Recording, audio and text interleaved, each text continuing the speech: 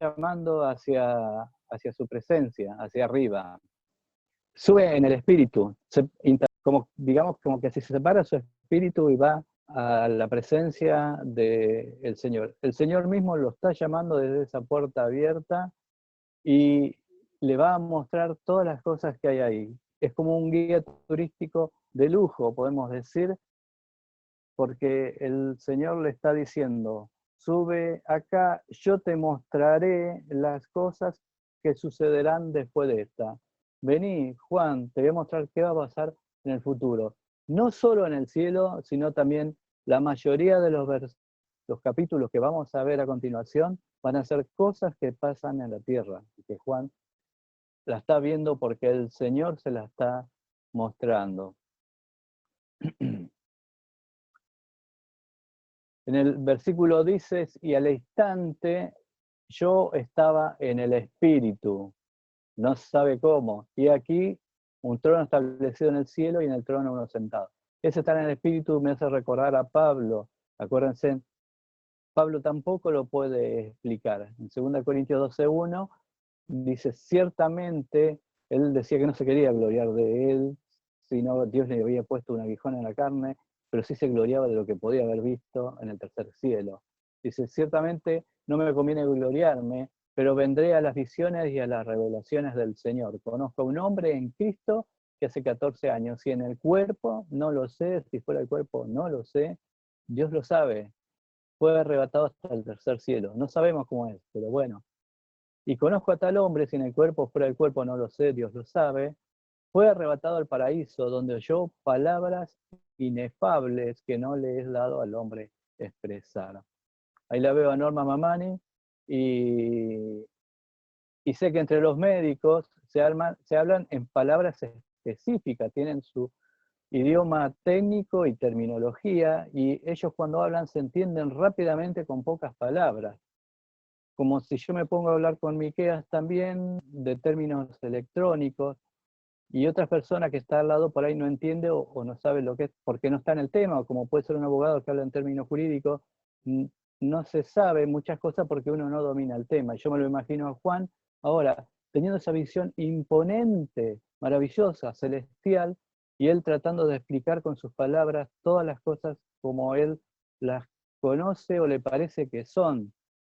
Claro que también él tiene la ayuda del Espíritu Santo que lo está guiando y le va a poner palabras precisas también para que nos llegue a nosotros con más detalle de lo que está viendo él en el cielo. Entonces, cuando vamos a ir leyendo la palabra de Dios, vamos a ver varias veces la palabra que él dice, como tal cosa, comparecido,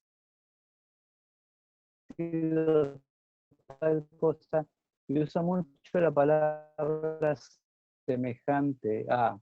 Entonces, por eso uno, a ver, entonces empieza a ver acá un trono, ese trono no fuera improvisado, es algo que ha estado por todo el tiempo, que está Dios Padre, dice, uno sentado, ese que está sentado ahí en esa posición de autoridad, de gobierno, de dirección, es Dios mismo que está sentado en ese trono. En este capítulo 4 vamos a encontrar a dos partes de la Trinidad. Vamos a encontrar a Dios, luego al Espíritu Santo, y en el capítulo siguiente, en el 5, lo vamos a encontrar al Señor Jesucristo. Así que vamos a ir viendo cómo van apareciendo distintas cosas en esta visión tan hermosa.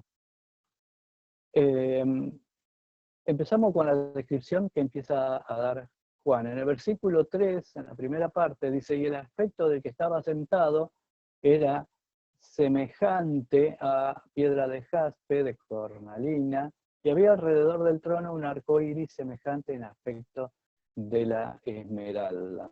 Acá empiezan a aparecer piedras preciosas. Quiere detallar la gloria del Señor, la luminosidad que sale, y a él se le ocurren piedras preciosísimas. Pero no son cualquier piedra. Cuando habla del jaspe, es como un diamante, es una piedra blanquecina, cristalina, durísima, y la cornalina es un tono rojizo. Estas mismas piedras estaban en la vestidura del sumo sacerdote. Acuérdense que Dios en el Antiguo Testamento, Él le hace hacer a su pueblo muchísimas figuras y cosas que estaban en el lugar santo, en el Santísimo, en la vestidura del sumo sacerdote, que eran reflejo de las cosas que están en el cielo. Y en el pectoral que tenía, que era de oro purísimo, tenía 12 piedras que representaban a las tribus, y le daba el tamaño de la piedrita, la forma rectangular, en la ubicación, cómo tenía que estar distribuida, y, y tenía ese mismo orden, tenía la cornalina al principio para el mayor, y la última era jaspe para Benjamín. Pero Dios se lo ordena de cómo diseñarlo a todo eso. También lo podemos ver luego en Apocalipsis, cuando vemos la Nueva Jerusalén, la ciudad del cielo, que la empieza a describir cómo es, y está hablando de la gloria de Dios, en el capítulo 21:11, dice, y el fulgor era semejante al de una piedra preciosísima, como piedra de jaspe, diáfana como el cristal. Unos versículos más adelante detalla cómo es el muro de esa iglesia, dice su muro era de jaspe, pero la ciudad era de oro puro, semejante al vidrio limpio. Y cuando empieza a detallar cómo eran los cimientos, dice, los cimientos del muro de la ciudad estaban adornados de todas piedras preciosas, y el primer cimiento era de jaspe, y empieza a enumerar todas las piedras preciosas que constituyen los 12 bases del cimiento. Al medio tiene esmeralda, y en el sexto lugar cornalina, y sigue. Siempre están usando esas piedras preciosas. Es una explicación de la magnificencia del Señor. Una vuelta una persona me dice, a mí no me interesa, pues eso que hacen tanto hincapié de que en el cielo las calles son de oro, qué sé yo, a mí me interesa el presente. No, en realidad lo más importante no son las piedras preciosas ni todo eso, sino la presencia del Señor, la adoración hacia el Señor. Pero está mostrando la magnificencia de nuestro Señor. El aspecto de que estaba sentado, el aspecto, porque no se lo puede ver al Señor, es como una figura, y hay muchas visiones, sobre todo en Ezequiel y en Isaías, Ezequiel 1, Isaías 6, que ve la gloria de Dios, y van demostrando muchas cosas muy similares a las que Juan va a ir narrando aquí en Apocalipsis.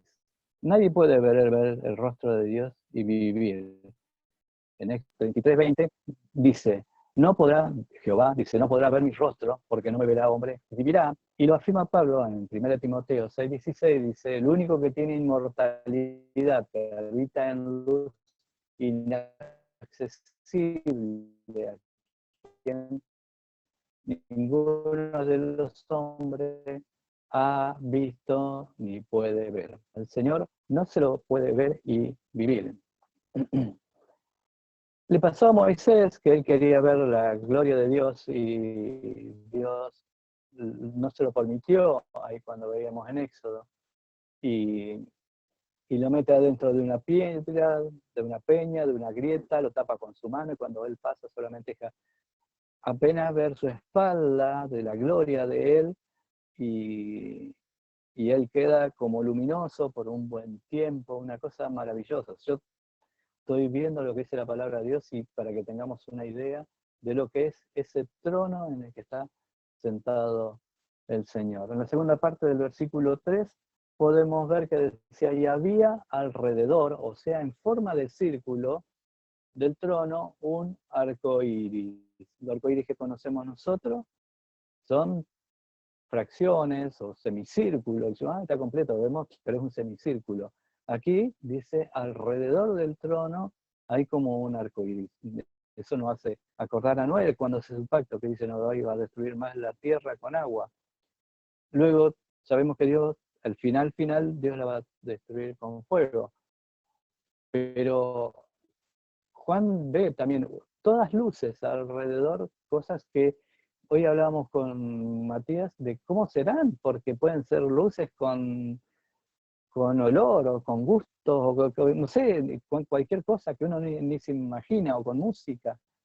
Es una cosa que no escapa a nuestros sentidos, pero bueno, lo están explicando así, como un arcoíris circular, como si fueran los anillos de Saturno, pero dice semejante al efecto esmeralda, o sea que los colores son de tonos verdosos también de ese arco iris que lo está rodeando al trono donde está el Señor. Ezequiel, cuando lo ve en el capítulo 1, 26-27, dice, sobre la expansión sobre su cabeza, porque él también veía a estos seres vivientes, dice, se veía la figura de un trono que parecía de piedra de zafiro, también es rojizo, y sobre la figura del trono había una semejanza que parecía a un hombre sentado sobre él. Y vi apariencia como de bronce refulgente, como apariencia de fuego dentro de ella en derredor, desde el aspecto de sus lomos para arriba y desde sus lomos para abajo, vi que parecía como fuego, que tenía resplandor alrededor. Como parece el arco iris que está en las nubes el día que llueve, así era al parecer de resplandor alrededor, como lo estaba viendo ese trono de Dios. Dice, fue la visión de la semejanza de la gloria de Dios, y cuando yo la vi, me postré sobre mi rostro y oí la voz de uno que me hablaba, y él empezaba a hablar a Ezequiel. Cuando estaba Moisés en el monte, también los que estaban abajo en el pie del monte, veían ahí el monte Sinaí, y arriba relámpagos y fuego, y unas cosas majestuosas veían, y había nubes también que estaban hacia abajo. Y estaba la presencia de Dios ahí tratando con Moisés mismo.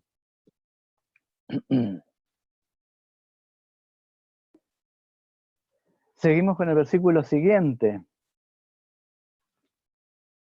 Alrededor del trono, versículo 4, había 24 tronos. El trono central, y digamos en círculo, hay 24 tronos más. Y vi sentado en los tronos a 24 ancianos vestidos de ropas blancas con coronas de oro en sus cabezas. Todo en círculo. ¿Quiénes son esos ancianos? Hay muchas opiniones sobre esto. Algunos dicen que son ángeles, otros dicen que son los 12 patriarcas y los 12 discípulos. Si fueran ángeles, hay una contradicción con el versículo siguiente, con el capítulo siguiente, porque si nos vamos al capítulo 5, versículo 9, estaban ahí cantando los 24 ancianos y decían, cantaba un nuevo cántico diciendo, dignos eres de tomar el libro, es un canto al Señor Jesucristo, al Cordero, dignos eres de tomar el libro, de abrir sus sellos, porque tú fuiste inmolado y con tu sangre nos has redimido para Dios de todo linaje y lengua y pueblo y nación. O sea que no eran solo judíos, sino todo pueblo y nación, y han sido redimidos, han tenido que pedir perdón y la sangre de Cristo los compró.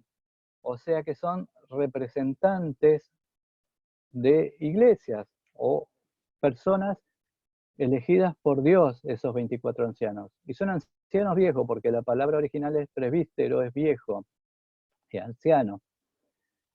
Y, y si fuera uno de los discípulos, Juan se hubiera visto ahí, si él era uno de los discípulos, y lo estaba viendo. Y él lo está viendo como anciano, como gente que no conocían. Así que nos lleva a pensar de que son representantes del pueblo de Dios, que están vestidos de blanco y con coronas. Y hemos visto en las iglesias anteriores que el Señor promete de que los va a vestir de blanco, que significa pureza, porque han tenido una vida pura, santa, apartada para el Señor.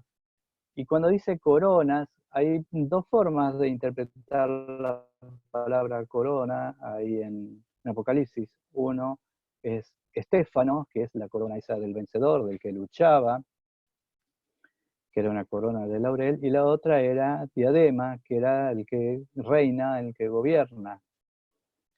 Pero acá dice Estéfano, eran vencedores, y el Señor también decía que iba a dar esa corona de vencedor, de victoria a los suyos.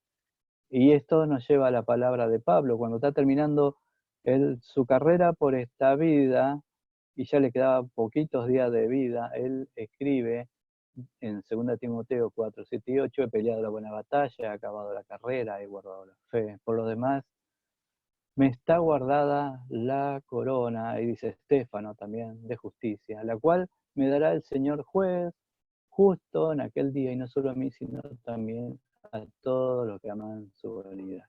¿Ustedes se han puesto a pensar que cuando vayamos al cielo el Señor nos va a dar la ropa blanca y Él nos va a poner una corona en la cabeza? ¿Tenemos el privilegio? No, ni ahí. Pero el Señor nos está esperando en el cielo. ¿Viste? Él dice, quiero juntarme con ustedes, comer con ustedes, cenar con ustedes. Nos quiere coronar, hermano. Qué cosa, ¿eh? Siendo tan indigno como nosotros. Por eso es tan lindo escuchar y ver y leer su palabra y que dejar lo que nos habla, porque nos tiene preparadas cosas hermosas. ¿Nos lo vamos a perder a eso? No. Es para que podamos reflexionar y pensar en lo que está esperándonos en el cielo. Seguimos con el versículo siguiente, el 5, lo voy a hacer un pedacito. Del trono salían relámpagos, truenos y voces. Una expresión de sumo poder. Del trono salían relámpagos, truenos y voces. Muchísimas veces en la palabra de Dios podemos ver esa situación. Hay estudios de las energías que tienen los rayos, dice que la energía que se libera en la atmósfera en un solo día es sumamente superior a todo lo que puede haber generado el ser humano en toda la historia. Imagina, el Señor para él es nada, pero es un símbolo de poder, de fuerza, que Él tiene el dominio sobre todo. Y voces también, porque siempre aparecen voces, bocinas, la voz de Dios. Leemos la palabra de Dios y que me hablaba como voz de trueno, dice muchas veces Juan, más adelante lo vamos a ver. En Éxodo 19, 21 estaban ahí el pueblo de Israel al pie del monte Sinaí, dice, aconteció que al tercer día, cuando vimos la mañana, vinieron truenos, relámpagos y espesas nubes sobre el monte y sonidos de bocina muy fuertes, y se estremecía el pueblo que estaba en el campamento. Y estaba Dios hablando con Moisés.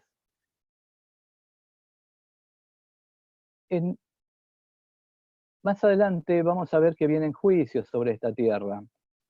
Van a venir primero, Cristo empieza a abrir sellos, y siempre son 7. Y cuando sucede el séptimo, que es el último, hay cosas que ahora las vamos a leer. Vienen sellos, trompetas y copas de iras.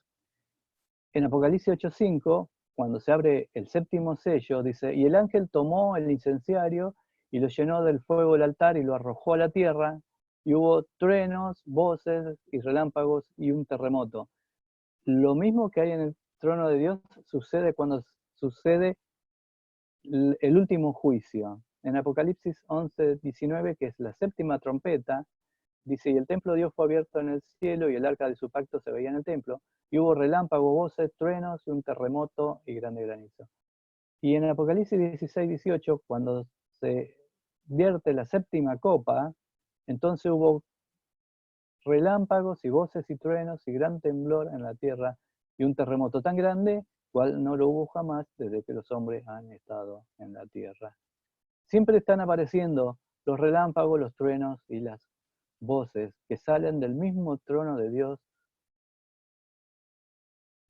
firmando el juicio ese que se está desencadenando, mostrando el poder absoluto de Dios. En la segunda parte del versículo 5 dice, delante del trono ardían 7 lámparas de fuego.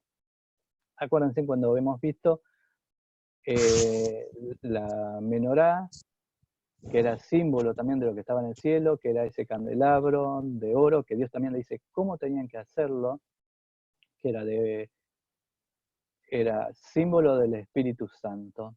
Dice, de los cuales son los 7 espíritus de Dios, la totalidad del Espíritu de Dios, que también lo hemos visto cuando vimos Apocalipsis 1:4, dice Juan a las 7 iglesias que están en Asia, gracia y paz a vosotros, del que es, que era y que ha de venir, está hablando del Señor Jesucristo, y también habla y de los 7 espíritus que están delante de su trono. Acá vemos que delante del trono de Dios hay una lámpara que tiene los 7 espíritus de su trono, que significa 7 es plenitud. Siempre que vamos a ver 7, estamos sabiendo que es la plenitud del Espíritu Santo. Y acá vemos la segunda parte de la Trinidad. El Señor, Dios Padre en el trono, el Espíritu Santo representado con esa lámpara de fuego adelante del trono. Y cuando vayamos al capítulo 5, en el versículo 6, los vamos a ver al Señor Jesucristo, porque Juan dice, y miré y vi que en medio del trono y de los 4 seres vivientes y en medio de los ancianos estaba en pie un cordero como inmolado. Y lo empieza a describir al Señor Jesucristo ahí. Entonces, en esta misma escena tenemos a la Trinidad ahí presente. El Espíritu Santo, el Señor se encargó de enviarlo y lo necesitábamos porque Él dejaba el mundo, Él era necesario que ascienda al Padre y a los poquitos días lo envió en Pentecostés al Espíritu Santo. Y en el capítulo 16 de Juan podemos leer sobre el Espíritu Santo que Él iba a enviar. Y en el versículo 15 dice, todo lo que tiene el Padre es mío, dice el Señor Jesús. Por eso dije que tomará de lo mío y os lo hará saber. El Espíritu Santo toma del Señor Jesucristo y nos hace saber todas estas cosas. El Señor Jesucristo ahí se lo estaba haciendo saber a Juan y el Espíritu Santo nos lo hace saber a nosotros en este momento. En el versículo 13 de Juan 16 dice, pero cuando venga el Espíritu de verdad, que vino, Él los guiará a toda la verdad. Él nos guía a toda la verdad, porque no hablará de su propia cuenta, sino hablará de todo lo que oyere. Está el Espíritu Santo enfrente del trono de Dios, y Él no habla por su propia cuenta, sino de lo que el Padre está diciendo. Y os lo hará saber de las cosas que habrán de venir. Y nos está haciendo saber de las cosas que van a venir. Esa es una de las tantas funciones del Espíritu Santo, porque la principal, lo dice Cristo en los versículos anteriores, que viene para convencer de pecado, de justicia y de juicio. Y nos hace conocer a nosotros todas las cosas que han de venir. Seguimos avanzando un poquito más. Versículo 6. Yo no sé si se escucha bien. Sigo. ¿Qué hay delante del trono? Dice, había como un mar de vidrio semejante al cristal. No, tampoco se puede explicar esto. Yo me lo imagino como un escenario de adoración, porque está delante del trono y vamos a ver qué sucede ahí arriba. Como un mar de vidrio, semejante al cristal.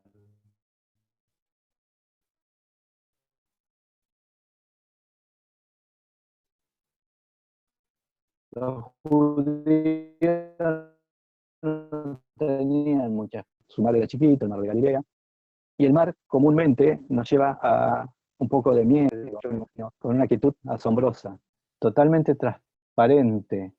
Todo eso está delante del trono de Dios. En el templo, afuera del templo, también Dios le había dicho que construyan un mar, pero era un mar, era como una piscina, como un lugar donde se tenía que lavar el sacerdote, el sumo sacerdote. Pero acá yo me imagino que es algo distinto a lo que estaba viendo Juan, como un mar de vidrio, como una inmensidad. Nosotros tenemos un mar enfrente y me lo imagino así, algo plano, pero en vez de agua, de vidrio semejante al cristal. Así lo va describiendo Juan. Pero Ezequiel también lo vio, porque si en Ezequiel 1:22 dice, sobre las cabezas de los seres vivientes aparecía una expansión, una cosa muy grande a manera de cristal maravilloso. Así que Ezequiel también lo está viendo y lo describe también como si fuera todo de cristal.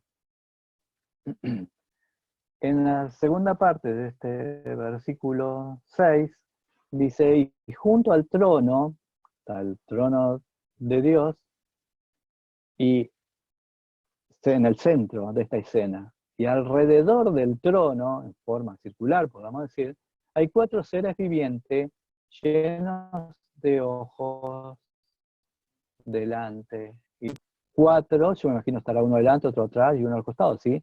En forma de cruz. Lleno de ojos porque todo lo ven, es una totalidad. Y estos seres vivientes también los vio Ezequiel. Y lo ve Juan y lo empiezan a describir los dos. En el versículo 7 dice, esos seres vivientes no sabemos lo que son. Pueden ser serafines, que es lo más probable, porque Isaías hace una descripción bastante similar a ellos, como serafines. Pueden ser querubines, pero el serafín está con la función de estar delante del trono de Dios, adorando a Dios. Así que es muy probable que sean serafines. Pero Dios ha hecho tantas creaciones que puede ser algo distinto. Algún día lo sabremos, pero acá lo está describiendo Juan. Dice, 4 seres vivientes. El primer ser viviente es semejante a un león, el segundo era semejante a un becerro, el tercero tenía rostro como de hombre y el cuarto era semejante a un águila volando. Lo que había visto Ezequiel desde otra postura, desde abajo, digamos, eran también 4 seres vivientes, pero cada uno de esos tenían 4 caras también. Mientras que acá la de Juan eran 4 seres vivientes y cada uno tenían un rostro identificativo. Ezequiel 1, del 5 al 10, dice, y en medio de ella la figura de 4 seres vivientes, y esta era su apariencia. Había en ellos semejanza de hombre. Cada uno tenía 4 caras y 4 alas, y los pies de ellos eran derechos, y las plantas de sus pies como planta de pie de becerro, y centelleaban a manera de bronce muy bruñido.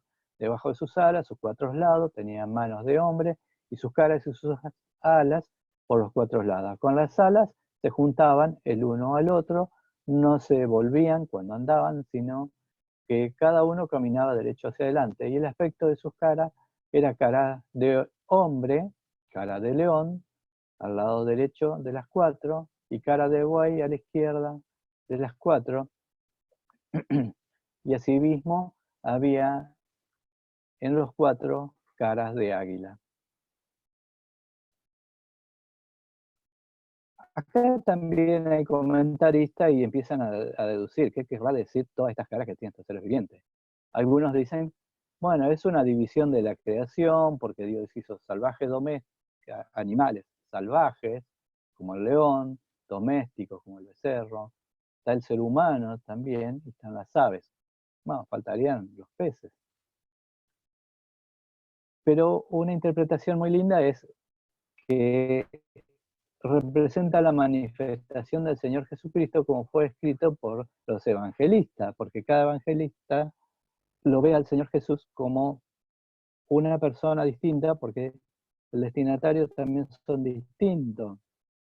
Mateo lo ve como un Mesías, como la raíz de David y como el león de Judá, y se lo representa al Evangelio de Mateo como un león, porque lo describe a Cristo como el león de Judá.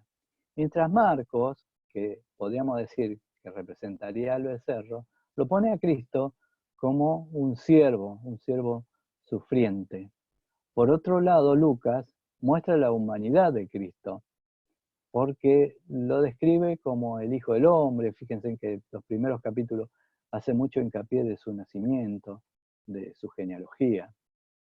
Y por otro lado, el águila es representada en el Evangelio de Juan, que muestra a Jesús, Dios, la deidad de nuestro Señor Salvador.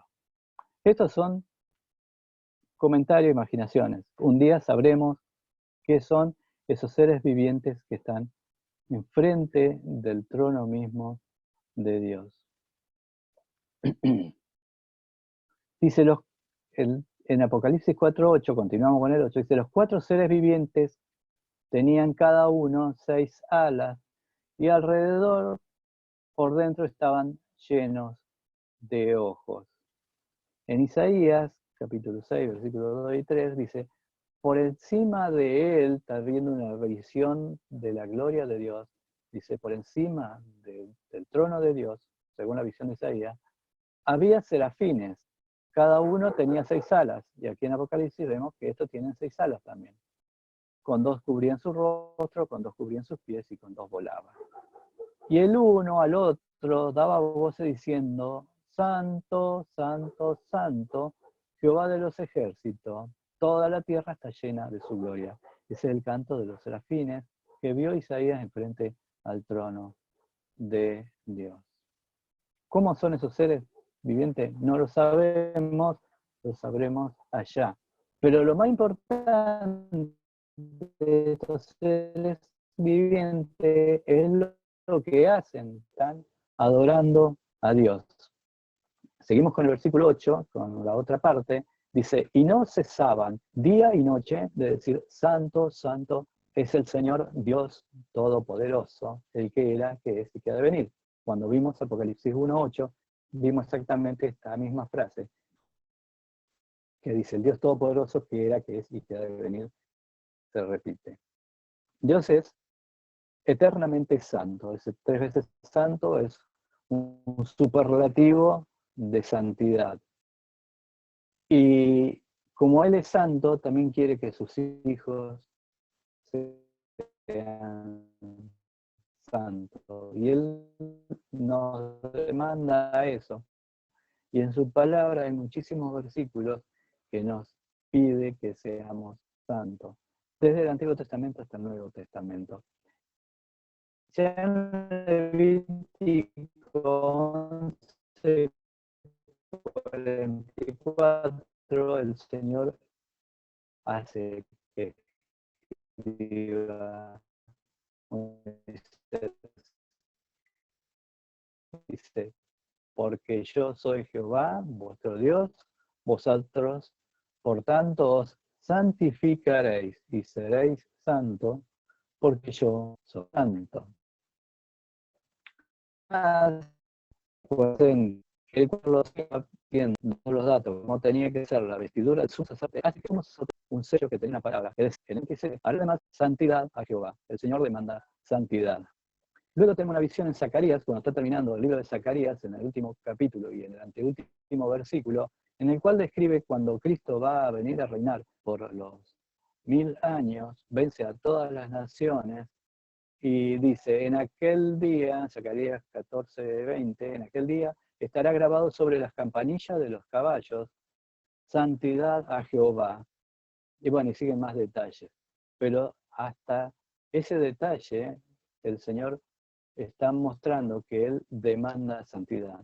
Pasando luego al Nuevo Testamento, en Primera de Pedro 1:15 y 16, dice, sino como aquel que os llamó es santo, sed también vosotros santos en toda vuestra manera de vivir. Porque escrito está, se refiere al Antiguo Testamento, sed santo porque yo soy santo. Entonces Dios, como Él es tan santo, los serafines están cantando santo, santo, santo, Él también nos está demandando y nos pide que tengamos una vida santa, apartada del pecado. Pensemos, ¿cómo está nuestra vida? ¿Nos apartamos algunas cositas y estamos que no? El Señor pide una santidad total. Estamos en camino de santidad. El Señor nos quiere ayudar y llevar a eso. Versículo siguiente, 9. Siempre que aquellos seres vivientes dan gloria y honra y acción de gracia, siempre que hacen adoración al Señor, al que está sentado en el trono, al que vive por los siglos de los siglos, ¿qué sucede? Bueno, vamos a ver cómo que sucede en el versículo siguiente, en el versículo 10.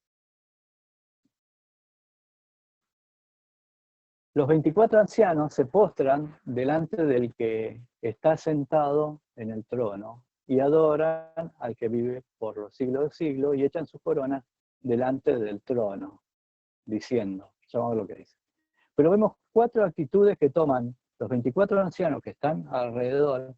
Los serafines cantan, santo, santo, santo, adoran a Dios.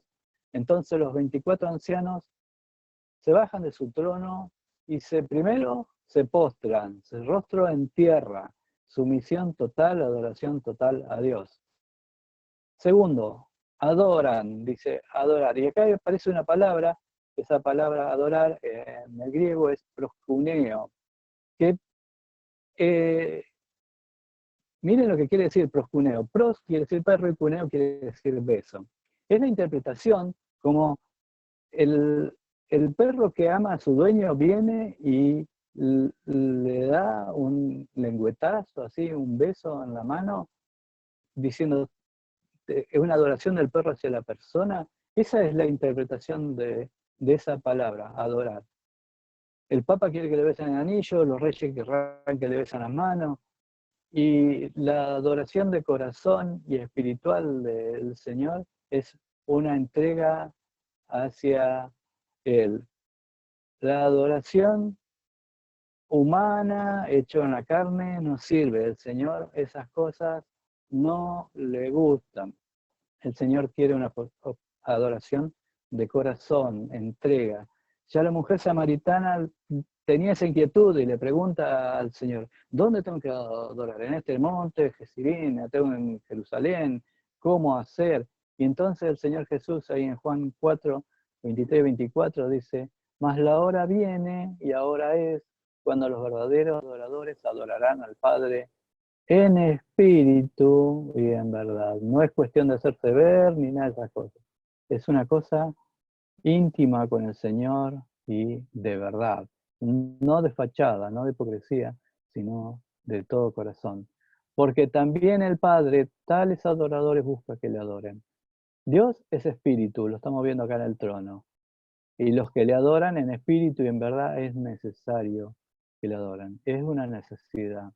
Y ahí baja, como dicen, la unción, la presencia de Dios inunda de gozo nuestro corazón, su gloria se hace presente en nuestra vida cuando la adoración es verdadera al Señor.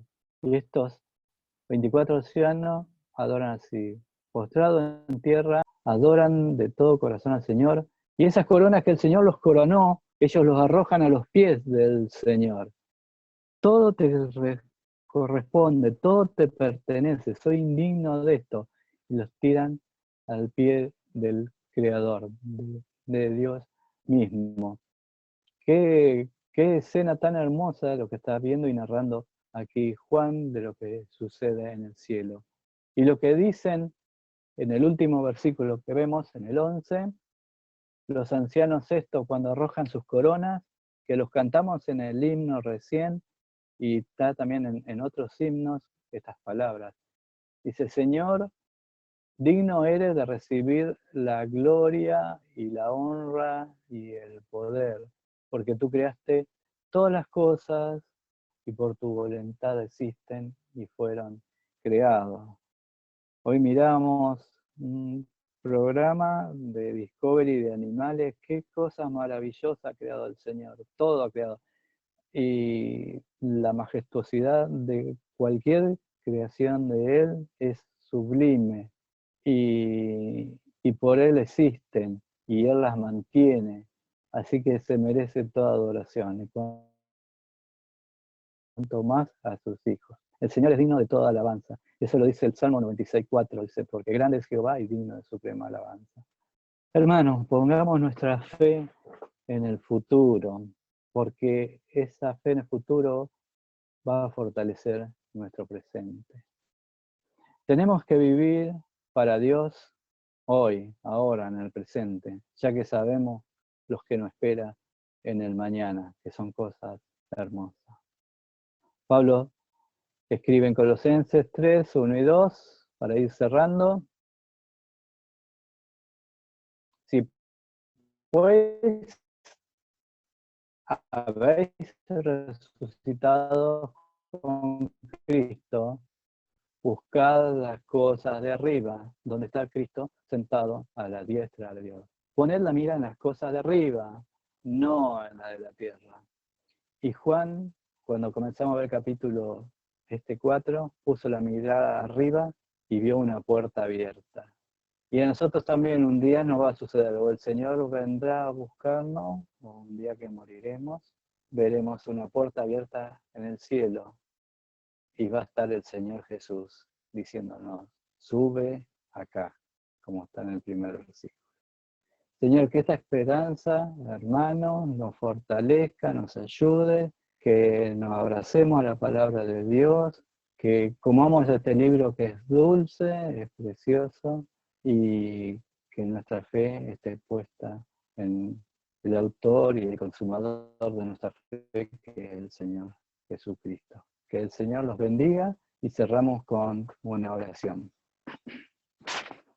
Amado Padre Celestial, gracias por este momento en que podemos abrir tu palabra, Señor, y tu Espíritu nos abre nuestro entendimiento, Señor, y nos podemos gozar en las cosas hermosas que tú tienes preparado para nosotros. Gracias porque tú nos alientas, nos ayudas, nos fortaleces, no importa qué pase, Señor, tú estás a nuestro lado, siendo nuestro auxilio. Gracias por tu Espíritu que has puesto en nuestros corazones, que, Señor, nos fortalece y nos lleva a toda verdad. Bendice a todos los hermanos y que tengan ese deseo, Señor, de buscarte a ti en cada momento, Señor. Que hagan tesoros en los cielos, que te den el primer lugar y que te puedan adorar de todo corazón. Señor, ayúdanos a aprender más de ti. Señor, dejamos el resto de este día en tus manos y agradecemos tu gran amor a través del Señor Jesucristo. Amén. Que el Señor los bendiga, hermanos.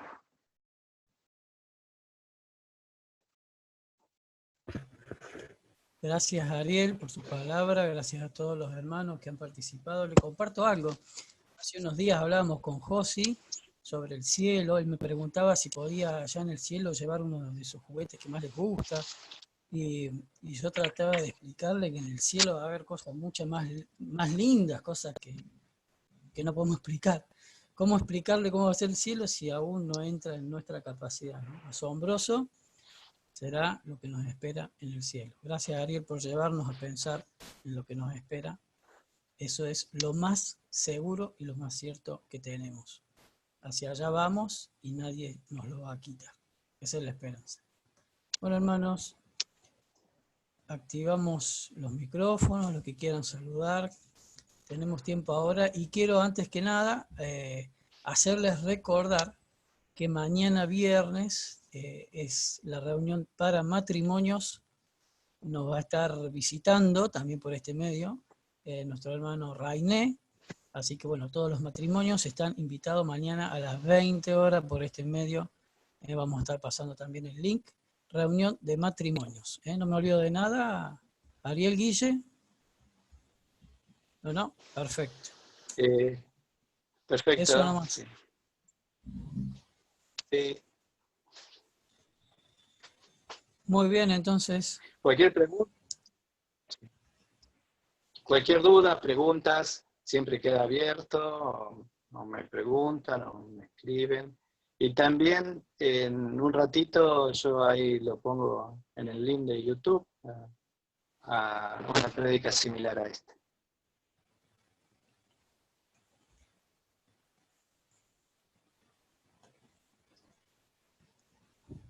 Pueden hablar, ¿eh? Hola, Dieguito, hola, Carmen, ¿cómo les va? Hola, buenas noches, ¿cómo andan? Bien, muy Buenas. bien. ¿Se me saluda? Hola, Zoe. Naomi. Hola. Vení, Dale. Saludanos. Estoy saludando. Hola a todos. Hola, Maki. Hola. Hola, Miki, hola, dama, ¿cómo les va? ¿Cómo andan? Bien, bien. Ustedes también me graban. Despacito. Acá se desparramaron. ¿Dónde? Ahí anda. Ahí va.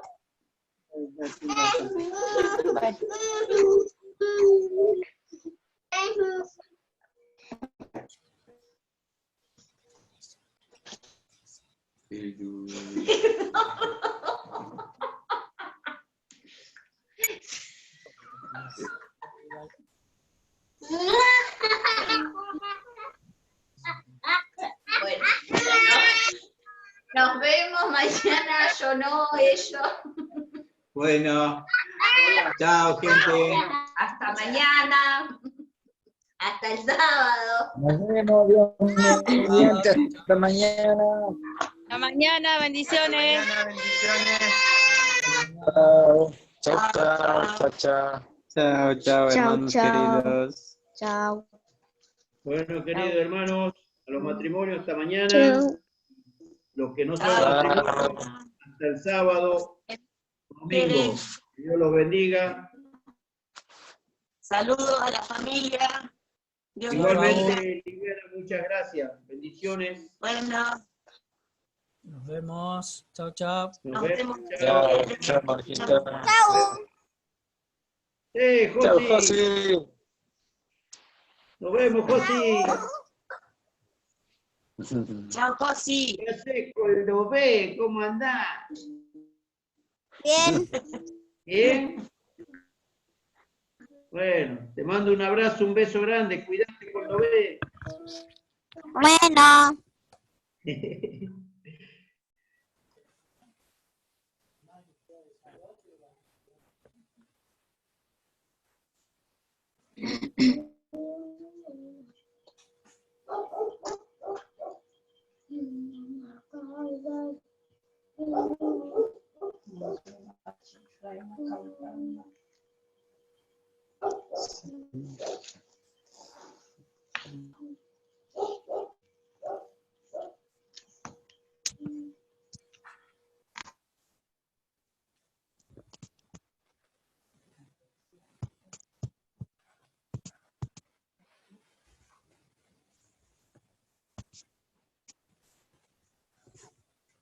Bueno. Jaime, ¿cómo estás? Voy a ir apagando a Arturo, Jaime. Voy a ir cerrando. Adiós. Nos estaremos viendo Bueno. próximamente. Saludos, abrazos, Abrazo, Arturo. abrazo.